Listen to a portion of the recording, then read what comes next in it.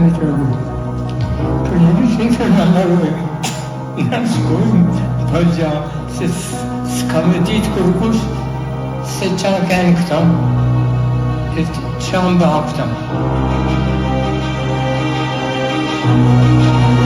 Se është si puna atyne metaleve që ka. Për t'ju thënë më shumë. Në letërsi dhe në mendimin shqiptar. Ai ka vlerësuar në vita. Ishte hera parë në jetën time që i lutesh atë Zotit me përkushtimin më të madh që u shpëtoi. Pash Zotin Zotin, na e shkruaj një Zotin.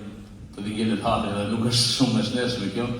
Megjithatë, ky konkurs po rritet gjithmonë në më shumë. E kam theksuar dhe do vazhdoj ta theksoj se po bëhet një punë e jashtëzakonshme, një punë shumë e mirë. Është një konkurs mbarkombëtar ku merr dhe sjell këtu në emrin e një ndër qendrështarëve më të mëdhenj, një ndër shkrimtarëve rrëfyes e një njeri i cili ka lënë shenja të pashtyeshme në jetën publike shqiptare dhe për shkak të vujtjeve, për shkak të asaj që ka treguar e të mënyrës se si e ka transmetuar në publik ka zotëllumi. Dhe ne si Lezhë, jo vetëm që jemi krenar, se dhe ky emër është emër përbashkues dhe i sjell dhe të gjithë janë të gatshëm të vinë, të kontribuojnë, të shkruajnë, të marrin pjesë në një konkurs, duke i dhënë më shumë ngjyrë këtij qyteti të lashtë, por ama mos harrojmë gjithë plejadën e mëpasshme të shkrimtarëve që i kanë dhënë Lezhës atë emërtimin qyteti i muzës. Lezhës natyrisht që i takon kjo kuror dhe kjo bëhet akoma më interesante kur botuesit nga gjithë troje shqiptare janë këtu.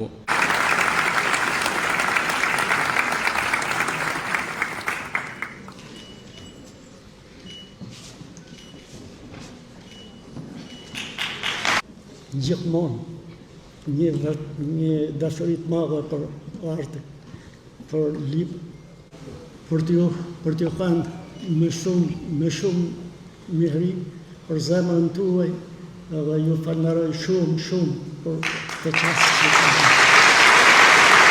Gjithmonë them, si ka mundësi shteti shqiptar nuk e bën këtë, do të thotë sepse nuk e bën njerëzit që janë caktuar për këtë punë.